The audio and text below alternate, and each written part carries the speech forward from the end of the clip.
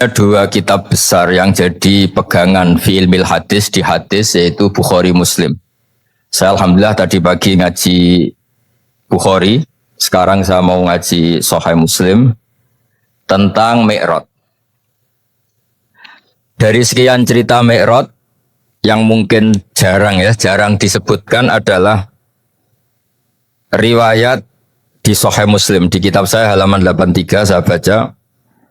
Di antaranya dijelaskan falamma alawna sama ad-dunya. Jadi di peristiwa Mi'raj yang jarang diceritakan orang itu Rasulullah itu ketemu Nabi Adam. Dan Nabi Adam itu disebutkan di sini faidan an yaminihi aswidatun wa an yasarihi aswidatun. Dari sisi kanan itu ada kelompok besar, dari sisi kiri juga kelompok besar. Saya baca teks aslinya ya, tabarruk ya, supaya dapat berkah dari bahasa Rasulullah SAW. Ini cerita Nabi ketika ketemu Nabi Adam. Fa idza nazara qibala yaminih dhakhika wa idza nazara qibala shimalih baka. Nabi Adam ketika melihat ke kanan tuh senyum-senyum, senang sekali. Tapi kalau melihat ke kiri itu nangis. Lalu Rasulullah SAW tanya ke malaikat Jibril, itu siapa? Itu Adam. Dan yang kelompok di kanan itu ahli surga. Maka beliau kalau melihat senang sekali, dan kalau yang di kiri itu ahli neraka, kalau beliau melihat itu susah sekali. Artinya apa? Betapa susahnya jadi Nabi Adam itu. Jadi kalau misalnya ada koruptor ketangkep gitu ya, yang nangkep ya cucunya, yang ditangkep juga cucunya. Kalau kita punya anak 10 itu, terus yang satu misalnya nyuri milik temannya, milik saudaranya itu, sing naboi ya anaknya, yang ditabui juga anaknya. Kayak apa tersiksanya seorang Nabi Adam? Karena nggak punya pilihan, pasti dari sekian kasus dolim dan mazlum, yang mendolimi maupun yang didolimi itu pasti anak cucunya. Jadi betapa susahnya seorang Nabi Adam. Jadi termasuk kearifan kita sebagai manusia itu belajar dari takdir yang kita hadapi, yaitu keterbatasan kita sebagai manusia. Kita harus bisa ngelola kegagalan, terima kodok kodar. Makanya kata Mbah Mun, abahnya Gus Hasin itu sering cerita ke saya, iman itu paling dhuwur itu iman kodok kodar, khairihi wa syarrihi minallah. Kita harus punya kesiapan iman khairihi wa syarrihi minallah. Bahwa segala kebaikan, segala syar itu sudah digariskan oleh Allah Ta'ala. Kita bisa apa sebagai manusia? Jadi pertama Nabi Muhammad ketemu di as-sama'i dunya, langit paling dekat. Itu ketemu Nabi Adam dengan kondisi seperti tadi. Kalau melihat ke kanan itu senyum, karena itu anak-anak beliau, turunan beliau yang ahli surga. Kalau melihat ke kiri itu nangis, karena itu cucu beliau yang ditakdir tidak jadi orang baik. Artinya kalau ada peristiwa sosial apa saja, yang satu zalim, yang satu mazlum, atau yang satu benar, yang satu salah, atau sama-sama benar tapi salah faham, itu semua adalah cucu Nabi Adam alaihis salam, dan itu membuat beliau kadang-kadang dohika, kadang-kadang senyum, kadang-kadang baka, kadang-kadang nangis. Jadi itu yang menjadikan tambahnya arifnya Rasulullah SAW. Saya teruskan. Qultu ya Jibril man hadha qal hadha Adam wa hadhil aswida an yamini wa an shimalih nasamu bani fa ahlul yamin ahlul jannah wal aswida allati an shimali ahlun nar fa idza nazara qibala yamini dhahika wa idza nazara qibala shimalihi baka. Itu seperti misalnya kita punya anak 5, yang satu sukses jadi profesor doktor atau jadi orang alim, yang satu sekolah saja agak naik, misalnya sudah agak naik, ngentekno dunya itu nghabiskan harta itu kan. Tapi barokahnya itu mungkin kita mau jadi sombong tidak jadi gitu, karena punya anak yang nggak sukses. Mungkin barokahnya punya anak nggak sukses itu meredam keangkuhan kita, terus kita menjadi orang yang sopan dengan tetangga, dengan orang lain karena dipaksa punya hal-hal yang seperti itu. Jadi semua yang ditakdir Allah kalau kita ridho itu pasti baik. Karena ya kata yang ngarang kitab hikam itu, orang tawadhu itu kalau dinasehati pakai teks saja tidak cukup. Kalau punya utang tuh tawaduk sendiri gitu. Guyonannya orang-orang kiai gitu. Ada orang sombong. Supaya ada sombong, kalau dia ketemu orang yang ngutangin tuh pasti sopan sendiri. Jadi kalau dinasehati suruh sopan susah. Tapi kalau ketemu orang yang ngutangin atau ketemu orang yang dia butuh, pasti dengan sendirinya sopan sendiri. Atau ketemu orang yang menjadikan anaknya dapat pekerjaan, menjadikan keluarganya dapat job pekerjaan. Pasti dia sopan sendiri karena utang jasa. Nah kalau kita pasti sopan sama orang yang ngutangi kita, yang menolong kita, apalagi dengan Allah Ta'ala yang semua yang kita pakai pasti dari Allah Ta'ala. Dengan demikian sudah keharusan kita sangat-sangat sopan pada Allah Ta'ala. Yang implementasinya dengan sujud dan dengan sholat. Itu juga yang dibawa dari hasil Mi'raj. Ini saya baca teksnya ya. Saya tadi jam 9 baca Bukhari di Kudus sama beberapa habaib. Alhamdulillah. Sekarang saya teruskan dengan Sahih Muslim. Termasuk kitab 6 yang paling dipakai ahli sunnah itu Al-Kutubus Sittah. Yang paling pokok itu adalah Bukhari Muslim. Terus kemudian naik-naik terus ketemu Marartu bi Musa alaihi salam. Ini nabinya Bani Israel. Saya kemudian ketemu dengan Nabi Musa alaihi salam. Nabi Musa itu nabinya Bani Israel. Jadi orang Bani Israel itu bawaannya itu protes. Protes itu komplain. Ketika makomnya beliau dilewati Rasulullah SAW, kelas beliau sebagai nabi, beliau nangis. Ketika nangis ditanya, "Ma yubkika, kenapa engkau nangis ya Musa?" Terus ini saya baca supaya seperti teksnya.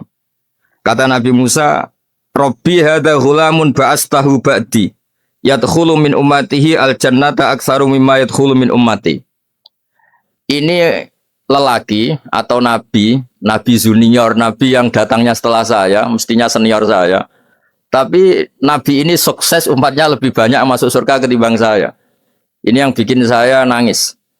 Jadi pikirannya Nabi Musa kalau beliau senior, beliau lebih dulu ya umatnya lebih banyak masuk surga. Ternyata enggak.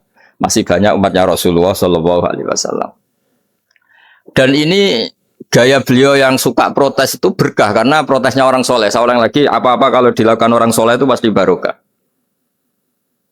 Ketika Rasulullah dapat perintah 50 sholat, itu Nabi Ibrahim pertama yang dilewati karena di langit paling atas dibanding nabi-nabi yang lain. Itu Nabi Ibrahim diam karena beliau tidak punya tradisi protes. Semua nabi diam karena Allah memerintahkan pasti sudah bagus lah, sudah diukur kekuatan hambanya. Tapi ketika Nabi Musa, beliau orang pertama komplain. Dapat apa kamu ya Muhammad? Dapat 100 sholat, dapat 50 sholat. Apa komentar Nabi Musa? Umat saya lebih gagah-gagah, lebih keren-keren. Pernah saya uji itu tidak ada yang mampu, apalagi umat kamu. Maka kamu mintalah keringanan. Fas'alhu takhfif, kamu harus minta keringanan. Masyhur riwayat itu. Kemudian Nabi minta keringanan sama Allah dipotong hanya 5. 5 masih 45, dipotong lagi 5 masih 40 sampai 9 kali pemotongan. Akhirnya jadi 5 sholat. Itu satu menjadi pelajaran bahwa hubungan dengan Allah Ta'ala itu tidak perlu malu. Karena Allah itu suka kalau dimintain. Mestinya kan dipotong 5, minta lagi sungkan. Dipotong lagi 5, minta lagi sungkan. Tapi ternyata berkali-kali. Bahkan ketika sudah 5 itu Nabi Musa masih bilang, ya Muhammad minta lagi keringanan. Jadi kalau itu dikabulkan tuh jadi tidak ada sholat itu kalau 5 masih minta. Nah, sampai Rasulullah itu tanya ke Jibril, ya Jibril bagaimana dengan gaya komplainnya Nabi Musa? Hiddah itu sering komplain. Jawabnya malaikat Jibril, ya roh hiddata, Allah tahu betul tentang komplainnya Musa dan Allah senang. Ya karena bawaan beliau begitu. Ini penting saya utarakan bahwa dalam Islam itu orang yang lemah lembut, yang samahah, Awwahun halim kayak Nabi Ibrahim itu juga Allah suka. Yang suka komplain tapi demi hak bukan demi konflik. Saya ulang lagi, demi hak bukan demi konflik juga Allah suka. Itu kita menjadi dapat sholat yang hanya 5 itu barokahnya komplainnya Nabi Musa. Karena kita yang lemah ini diukur dengan umat beliau yang kuat. Ternyata umat beliau tidak kuat. Barokahnya tidak kuat itu dipakai tolak ukur apalagi umatmu ya Muhammad. Kemudian itu yang menjadikan Nabi sebagai orang yang sangat tawaduk karena yang merintahkan itu senior. Meskipun kita tahu Nabi Muhammad itu Sayyidul Awwalin wal Akhirin. Tapi secara lahir, secara jusmani beliau lahir paling belakang. Dan secara lahir juga beliau Nabi paling terakhir. Jadi secara hukum adab beliau harus sopan. Tentu sopan itu jadi panutan kita. Meskipun kita tahu hakikat beliau adalah Sayyidul Awwalin wal Akhirin. Secara hakikat. Nanti kita bicara lebih jauh tentang jusmani dan rohani. Nah akhirnya keturutan sampai 5 sholat yang kita lakukan sekarang itu barokahnya komplainnya Nabi Musa. Banyak di cerita-cerita kitab hadis. Ketika Nabi Musa ngaji sama Nabi Khidir, itu komplainnya Nabi Musa menjadi fikih yang luar biasa. Kata kitab Ibnu Hajar Al-Asqalani Fathul Bari. Ketika beliau ngaji sama Nabi Khidir, kemudian Nabi Khidir itu dipinjemin perahu sama masyarakat. Sudah dipinjemin karena beliau majanan ya, dikasih gratis. Tapi di tengah-tengah perjalanan perahunya itu dilubangi. Nabi Musa komplain, akhirat tahali tukhriqu ahla. Masa kamu lubangin padahal kamu naik. Nanti gimana? Kamu sudah pinjem, nggak bayar, masih ngerusak lagi. Itu apa-apaan? Nabi Khidir ya relax saja. Ilmu kamu belum cukup untuk menganalisis ini. Begitu juga ada 3 peristiwa yang Nabi Musa itu selalu komplain. Apa yang dikatakan Ibnu Hajar Al-Asqalani itu kitab yang sangat bagus sekali.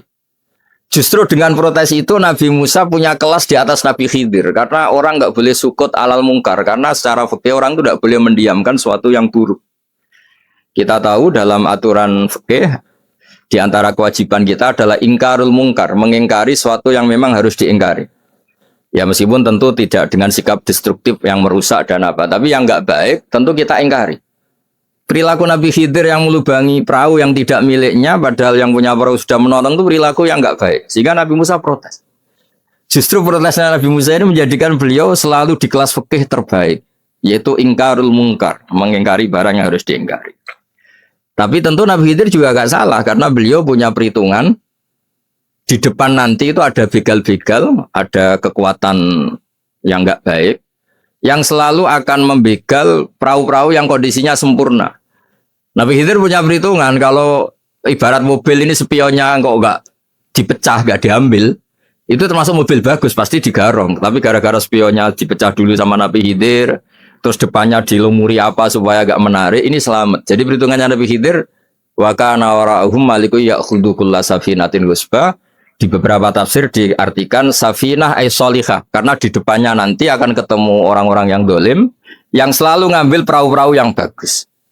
Caranya gimana supaya perahu itu gak diambil? Ya karena mereka hanya ngambil yang bagus, ya dirusak dulu supaya gak bagus.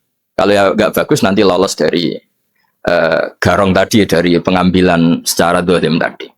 Jadi Nabi Khidir gak salah karena ada visi seperti itu. Nabi Musa protes juga gak salah karena memang tugasnya fikih itu ingkarul mungkar, mengingkari barang yang memang gak benar. Nah, di sini seperti yang dikatakan Gus Yassin, kita harus bisa ngelola perbedaan, ngelola beda sudut pandang dan sebagainya. Sehingga kita selalu dapat nikmat Allah Ta'ala, wa allafa baina qulubihim, nikmat yang kita asik, kita hidup asik, nyaman. Doa-doa bapak-bapak saya, guru-guru kita sering ijazahi setiap ketemu teman atau keluarga disuruh berdoa, Allahumma alif baina qulubina wa aslih dzata bainina. Semoga hubungan kita dengan orang lain itu baik-baik saja dan semua konflik kita dibenahi oleh Allah Subhanahu wa taala. Karena kita tidak pernah tahu ya, kita miskin kadang dianggap problem karena takut membebani tetangga. Tapi kita kaya juga kadang dianggap problem karena orang lain takut kalah dengan kita. Kita tidak pernah tahu cara pandang orang lain. Jadi kadang-kadang kita menang gitu, sama yang senang dikira kita pemikir serius gitu. Tapi sama yang nggak senang dikira kita merengut. Kita guyon, kata yang senang itu luar biasa. Kita dianggap orang yang ceria. Bagi yang nggak senang dianggap arogan. Jadi kita tidak pernah bisa ngelola pikiran orang lain. Nah, barokahnya rahmat Allah yang tidak terbatas kita seperti ini. Dan itu digambarkan oleh Allah Ta'ala ketika ketemu antar Nabi itu. Cara pandang ya beda-beda. Nabi Ibrahim itu kalau melihat orang yang nggak benar, itu ya ngendikane faman tabi'ani fa innahu minni wa man asani fa innaka ghafurur rahim. Ya Allah, yang ikut saya ya karuan kelompok saya, yang tidak ikut saya semoga engkau banyak mengampuni mereka. Nabi Nuh beda sekali cara pandang. Nabi Isa ubudiyah murni. Ketika melihat orang yang enggak benar, beliau tidak ngambil sikap. Beliau ngendikan intu adzibhum fa innahum ibadu. Kalau engkau siksa nggih monggo Gusti, wong itu hamba-hamba jenengan, itu terserah jenengan. Wa in taghfir lahum, kalau engkau ampuni nggih monggo, jenengan yang punya pertimbangan lebih bijak. Dan itu yang dalam banyak hadis ketika Rasulullah SAW melihat umatnya di akhir zaman yang macam-macam, Nabi ngambil sikap kayak sikapnya Nabi Isa. Sebagian riwayat Nabi mengatakan fa'aqulu kama qalal abdus soleh. Saya akan ngambil sikap kayak sikapnya al-abdus soleh. Di hadis itu diredaksikan, yaitu dengan redaksi intu adzibhum fa innahum ibaduk wa in taghfir lahum fa innaka antal azizul hakim. Ya, saya teruskan. Kemudian akhirnya Rasulullah SAW sampai ke Sidratil Muntaha. Wa ra'aitu Ibrahim alaihi salam, wa ana asbahu waladih bih. Ketika ketemu Nabi Ibrahim, hubungan Rasulullah itu sangat emosional. Beliau yang pertama diceritakan, saya ketika ketemu Nabi Ibrahim itu senang sekali. Karena ternyata saya ini cucu beliau, turunan beliau yang paling mirip beliau. Jadi ini unik, dari sekian peristiwa besar, peristiwa langit, kemudian Nabi ada hubungan emosional yang luar biasa ketika ketemu Nabi Ibrahim. Pertama yang dikatakan Nabi, wa ana asbahu waladihi. Saya adalah cucu yang paling mirip beliau. Dan ini kita tahu akhirnya di semua syariat kita, istilah resminya itu anit tabi millata Ibrahim Hanifah. Di istilah resmi agama kita, millata abikum Ibrahim, agama leluhur kamu Ibrahim. Kita ketika baca sholawat, Allahumma sholli ala sayyidina Muhammad, terusannya juga kama sholli ta'ala sayyidina Ibrahim wa ala ali Ibrahim. Dan seterusnya, dan seterusnya. Kemudian, yang terakhir saya cerita secara akidah Ahlussunnah wal Jamaah yang dianut oleh Imam Asy'ari dan Maturidi. Meskipun secara lahir itu Nabi mengalami pertemuan dengan Allah di Sidratil Muntaha, tapi tetap saja kita cara pandang bahwa Allah Ta'ala itu mukhalafatul hawadis. Allah tidak bisa kamu andekan di satu tempat terus mengalami hal-hal yang kita alami sebagai makhluk. Sebab itu sirinya kenapa di surat Isra dimulai dari subhanalladzi. Allah tetap maha suci. Maha suci itu artinya terbebas dari yang kita alami. Allah selalu mukhalafatul hawadis. Allah la yahtaju ila makarin. Allah tidak butuh tempat. Allah tidak butuh waktu. Allah tidak butuh semua. Karena Allah itu qayyum. Allah itu qiyamuhu binafsihi, berdiri sendiri. Allah tidak butuh aras. Allah tidak butuh kursi. Tapi eksistensi kursi yang butuh Allah. Allah tidak butuh aras, tidak butuh kursi. Tidak butuh langit, semuanya itu berdiri karena Allah. Bukan sebaliknya Allah berdiri di atas semuanya. Sehingga kita mulai kecil diajari Allah itu siapa? Al-Qayyum. Kalau bahasa kita, qiyamuhu binafsi. Selalu berdiri sendiri dan Allah itu Al-Ghaniyul Mutlaq. Enggak butuh yang lain. Di sini pentingnya selalu Nabi ngendikan subhanallah, subhanallah, wiridanya tetap Allah itu maha suci, Allah maha besar, Allah maha agung, dan keagungannya diantaranya ditandai dia punya sifat yang tidak sifat kita. Dia punya keabadian yang tidak bisa kita miliki. Dia punya semuanya yang tidak kita miliki. Itu sebab itu dimulai subhanalladzi asra bi 'abdi lailam minal masjidil haram. Jadi kata subhana ini maha suci itu maha suci dari tempat, dari waktu, dari apa saja.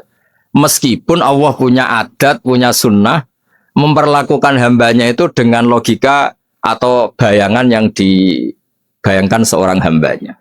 Sehingga seakan-akan kita ini ya ketemu, seakan-akan kita bisa ini melihat. Sehingga di surga disebut kita ini melihat Allah. Tapi semua ahli sunnah mengatakan, tapi kamu melihat Allah itu tetap saja bila kaifin walan khisorin. Tidak bisa terus menciri. Ciri itu bisa membatasi sifatnya Allah itu begini-begini, tidak bisa. Tetap Allah itu la tudrikul absar wa wa yudrikul absar. Tapi kita bisa disebut melihat dengan kemakhlukan kita yang profan. Di surga disebut melihat, tapi bukan melihat yang kayak kita melihat antar makhluk yang terus bisa apa itu cerita detail, cerita spesifik, cerita apa tidak bisa. Tetap la tudrikul absar. Ini hebatnya ulama-ulama kita selalu cerita Mi'raj, cerita nazar ila wa fil jannah, melihat Allah di surga. Tapi bersamaan dengan itu selalu cerita Allah itu mukhalafatul hawadis, Allah itu laisa kamislihi syai'un. Jadi terima kasih Gajang utamanya pada Gus Yasin dan yang membantu semuanya. Barokahnya kita ketemu bisa ngaji, supaya barokah saya baca teks aslinya di hadisil Isra, karena tadi saya jam 9 sudah baca Bukhari. Ini supaya dapat berkah saya ini baca Sahih Muslim. Sekian dan semoga barokah. Assalamualaikum warahmatullahi wabarakatuh.